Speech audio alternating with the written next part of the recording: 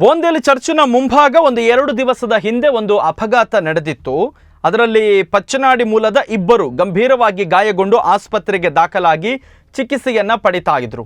ಈ ವಿಚಾರದ ಕುರಿತು ದೈಜ್ ವರ್ಲ್ಡ್ ವಾಹಿನಿ ಒಂದು ವರದಿಯನ್ನು ಬಿತ್ತರಿಸಿತ್ತು ಮತ್ತು ಸ್ಥಳೀಯ ಕಾರ್ಪೊರೇಟರ್ ಆಗಿರುವ ಸಂಗೀತ ನಾಯಕ್ ಅವರ ಗಮನಕ್ಕೂ ಕೂಡ ನಾವು ವಿಚಾರವನ್ನು ತಂದಿದ್ದೆವು. ಅಂದರೆ ಬೋಂದೇಲ್ ಈ ಚರ್ಚಿನ ಮುಂಭಾಗ ಏನಿದೆ ಅದು 2-3 ಕಡೆಯ ರಸ್ತೆಗಳು ಬಂದು ಸೇರುವಂತಹ ಒಂದು ಸ್ಥಳ. ಒಂದು ಕಡೆ ಪಚ್ಚನಾಡಿ, ಮತ್ತೊಂದು ಕಡೆ ಬೋಂದೇಲ್ನಿಂದ ಬರುವಂಥ ವೆಹಿಕಲ್, ಮತ್ತೊಂದು ಕಡೆ KPTಗಿಂದ ನಿರಂತರವಾಗಿ ಅಪಘಾತಗಳು ನಡೀತಾ ಇದ್ದ ಹಿನ್ನೆಲೆಯಲ್ಲಿ ನಾವು ಈ ವಿಚಾರವನ್ನು ಸುದ್ದಿಯಲ್ಲಿ ಬಿತ್ತರಿಸಿದ್ದೆವು ಮತ್ತು ಕಾರ್ಪೊರೇಟರ್ ಗಮನಕ್ಕೂ ಕೂಡ ತಂದಿದ್ದೆವು. ಇವತ್ತು ಪಾಲಿಕೆಯಲ್ಲಿ ನಡೆದಂತಹ ಸಭೆಯಲ್ಲಿ ಕಾರ್ಪೊರೇಟರ್ ಸಂಗೀತ ನಾಯಕ್ ಈ ಒಂದು ವಿಚಾರವನ್ನು ಪ್ರಸ್ತಾಪ ಮಾಡಿದ್ದಾರೆ. VIP ಗಳ ಪ್ರಯಾಣದ ಹಿನ್ನೆಲೆ ಜನಸಾಮಾನ್ಯರ ಬದುಕಿಗೆ ತೊಂದರೆ ಆಗ್ತಾ ಇದೆ ಎನ್ನುವ ವಿಚಾರವನ್ನು ಪಾಲಿಕೆಯ ಇವತ್ತಿನ ಸಭೆಯಲ್ಲಿ ಕಾರ್ಪೊರೇಟರ್ ಸಂಗೀತ ನಾಯಕ್ ಅವರು ಗಮನಕ್ಕೆ ತಂದಿದ್ದಾರೆ.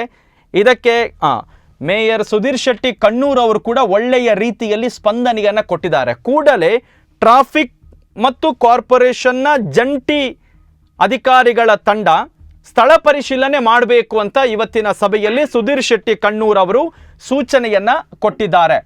ಸೊ ನಾವಿಲ್ಲಿ ಕಾರ್ಪೊರೇಟರ್ ಸಂಗೀತ ನಾಯಕ್ ನಮ್ಮ ವರದಿಯ ಬಳಿಕ ಪಾಲಿಕೆಯಲ್ಲಿ ಈ ವಿಚಾರವನ್ನು ಗಮನಕ್ಕೆ ತಂದಿದ್ದಾರೆ. ಅವರಿಗೆ ಮತ್ತು ಮೇಯರ್ ಅವರಿಗೆ ಕೂಡ ಸ್ಪಂದನೆಯನ್ನು ಕೊಟ್ಟದಕ್ಕಾಗಿ ಧನ್ಯವಾದಗಳನ್ನು ಸಲ್ಲಿಸ್ತಾ ಇದ್ದೇವೆ. ಈಗ ನಮ್ಮ ಜೊತೆ ಕಾರ್ಪೊರೇಟರ್ ಆಗಿರುವಂತಹ ಸಂಗೀತ ನಾಯಕ್ ಸಂಪರ್ಕಕ್ಕೆ ಸಿಗ್ತಾ ಇದ್ದಾರೆ. ನಮಸ್ಕಾರ ಮೇಡಮ್. ನಮಸ್ತೆ. ಎಸ್ ಮೇಡಮ್, ನಿಮಗೆ ನಾವು ಧನ್ಯವಾದ ಹೇಳ್ತೇವೆ.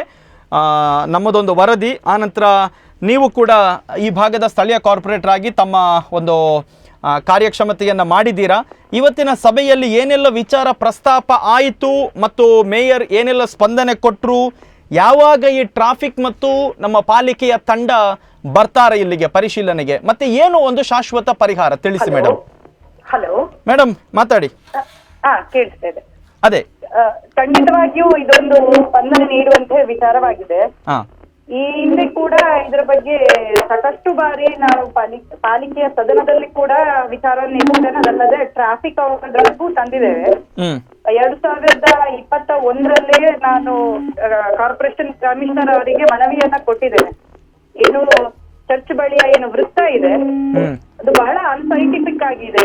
ಅಲ್ಲಿ ಒಂದು ವೃತ್ತ ನಾವು ನಿರ್ಮಿಸಬೇಕು ಅಥವಾ ಪೊಲೀಸ್ ಪೋಸ್ಟ್ ಈ ಟ್ರಾಫಿಕ್ ಕಾನ್ಸ್ಟೇಬಲ್ಸ್ ಗಳಿಗೆ ಕೂತ್ಕೊಳ್ತಾರೆ ಅದನ್ನ ಅಟ್ಲೀಸ್ಟ್ ನಿರ್ಮಿಸಬೇಕಾಗ್ತದೆ ಅಂತ ಈಗಾಗ್ಲೇ ನಾನು ಹೇಳಿದೆ. ಯಾಕೆಂತ ಹೇಳಿದ್ರೆ ಪಚ್ಚನಾಡಿಯಿಂದ ಕಾವೂರಿಗೆ ಹೋಗುವಂತವರು ಶಾರ್ಟ್ ಟರ್ನ್ ತಗೊಳ್ತಾರೆ. ಅದೇ ಸಂದರ್ಭದಲ್ಲಿ ಎಲ್ಲಿಯಾದ್ರೂ KPTಯಿಂದ ಕಾವೂರಿಗೆ ಹೋಗುವ ಕಡೆಯಿಂದಲೂ ವೆಹಿಕಲ್ಸ್ ಗಳು ಬಂದಾಗ ಅವಘಡ ಸಂಭವಿಸ್ತದೆ. ಹಲವು ಸಾಕಷ್ಟು ಅಪಘಾತಗಳಲ್ಲಿ ಆಗಿದೆ ಇದೇ ಕಾರಣದಿಂದಾಗಿ. ಸೊ ಅಲ್ಲಿ ಒಂದು ಸರ್ಕಲ್ ನಿರ್ಮಿಸುವಂತದ್ದು ಅಥವಾ ಹಂಸ್ ಅಳವಡಿಸುವಂತದ್ದು ಬಹಳ ಮುಖ್ಯವಾಗಿದೆ. ಆದ್ರೆ VIP ಏರ್ಪೋರ್ಟ್ ರಸ್ತೆ ಎನ್ನುವ ಕಾರಣಕ್ಕಾಗಿ ಹಂಸ್ಗಳನ್ನ ಅಳವಡಿಸಲಿಕ್ಕೆ ಆಗುದಿಲ್ಲ ಅಂತ ಟ್ರಾಫಿಕ್ನವರು ಹೇಳ್ತಾ ಇದ್ರು. ಆದ್ರೆ ಅದಾಗದಿದ್ರು ಕನಿಷ್ಠ ಪಕ್ಷ ಒಂದು ಸರ್ಕಲ್ ನಿರ್ಮಿಸುವಂತದ್ದು ಮಾಡಿ. ಯಾಕಂತ ಹೇಳಿದ್ರೆ ನಾವೀಗ ಈಗಾಗಲೇ ಪಾಲಿಕೆ ಅಲ್ಲಿ ಸರ್ಕಲ್ ಅನ್ನ ನಿರ್ಮಿಸಲಿಕ್ಕೆ ರೆಡಿ ಇದೆ. ಆದ್ರೆ ನಮ್ಗೆ ಟ್ರಾಫಿಕ್ ನವರಿಂದ ಒಂದು ಕ್ಲಿಯರೆನ್ಸ್ ಸಿಗದಿದ್ರೆ ಅದು ಆಗುದಿಲ್ಲ. ಆದ್ರೆ ಬಹಳಷ್ಟು ನಾವು ವಿನಂತಿ ಮಾಡಿದ್ರು ಕೂಡ ಟ್ರಾಫಿಕ್ ಡಿಪಾರ್ಟ್ಮೆಂಟ್ ಇಂದಲ್ಲಿ ಇನ್ಸ್ಪೆಕ್ಷನ್ ಮಾಡಿ ಯಾವ ರೀತಿ ಒಂದು ಸರ್ಕಲ್ ನಿರ್ಮಿಸಬೇಕಾ ಅಥವಾ ಬ್ಯಾರಿಕೇಡ್ಸ್ ಗಳನ್ನ ಸ್ಪೀಡ್ ಬ್ರೇಕ್ ಮಾಡ್ಲಿಕ್ಕೆ ತಾತ್ಕಾಲಿಕವಾಗಿ ಬ್ಯಾರಿಕೇಡ್ಸ್ ಗಳನ್ನ ಅಳವಡಿಸಬೇಕಾ. ಅದ್ರ ಜೊತೆಗೆ ಏನು ನಾವು ಕಾವೂರಿಂದ KPT ವರೆಗೆ ನೋಡ್ತೇವೆ ಅಲ್ಲಲ್ಲಿ ಡಿವೈಡರ್ಸ್ ಗಳನ್ನು ಕೂಡ ಕಟ್ ಮಾಡಿದ್ದಾರೆ. ಅದು ಕೂಡ ಅನ್ಸೈಂಟಿಫಿಕ್ ಆಗಿದೆ.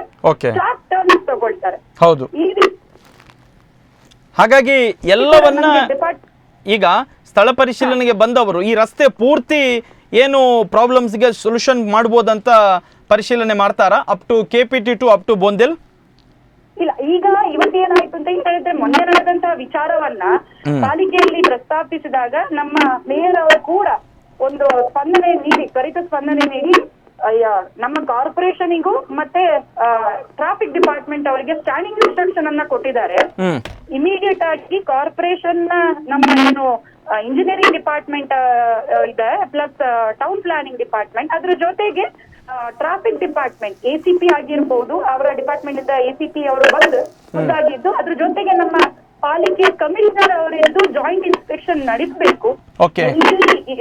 ಕಾವೂರಿಂದ KPT ವರೆಗೆ ಎಲ್ಲಿ ಇಂತಹ ಹೇಳಿದ್ದೇವೆ. ಬಹಳ ಮುಖ್ಯವಾಗಿ ಬೋಂದೇಲ್ ಜಂಕ್ಷನ್ ಅಲ್ಲಿ, ಬೋಂದೇಲ್ ಚರ್ಚ್ ಬಳಿ, ಜಂಕ್ಷನ್ ಅಲ್ಲಿ ಅಲ್ಲ, ಚರ್ಚ್ ಬಳಿ ಒಂದು ವೃತ್ತ ನಿರ್ಮಿಸುವಂತದ್ದು. ಮತ್ತೆ ಅಲ್ಲಿ ಇನ್ಕ್ಲಿನೇಷನ್ ತುಂಬಾ ಡೀಪ್ ಇದೆ, ಅಂದ್ರೆ ಸ್ಲೋಪಿ ಜಾಗ, ಒಂದು ಜಾರೋ ಇದ ಪ್ರದೇಶ ಇರುವ ಕಾರಣ ಅಲ್ಲಿ ಬೇಕಿದ್ರೆ ಹಂಪ್ಸ್ ಗಳನ್ನ ಕೂಡ ಅಳವಡಿಸಿ ಅಂತ ಮೇಯರ್ ಅವರೇ ಇವತ್ತು ಟ್ರಾಫಿಕ್ ಒಂದು ಸ್ಟ್ಯಾಂಡಿಂಗ್ ಇನ್ಸ್ಟ್ರಕ್ಷನ್ ಅನ್ನ ನೀಡಿದ್ದಾರೆ. Yes, thank you ma'am.